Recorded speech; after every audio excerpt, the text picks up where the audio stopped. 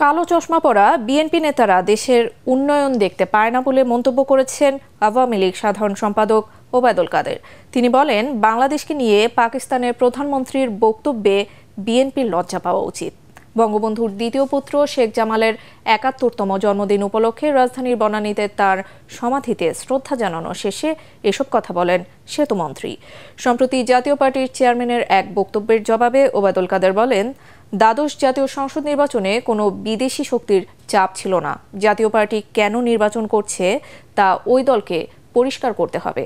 শেখ হাসিনা দেশে ফিরে ষড়যন্ত্র বন্ধ করে রাজনীতিতে উন্নয়ন ও অগ্রগতির ধারার সূচনা করেছেন জানিয়ে তিনি বলেন, বর্তমান সরকারের আমলে দেশে উন্নয়নের ধারা অব্যাহত আছে। পাকিস্তানের সঙ্গে তো প্রীতি তাদের, বন্ধুত্ব তাদের। সেই পাকিস্তানও আজ বাংলাদেশের উন্নয়ন দেখতে পায়।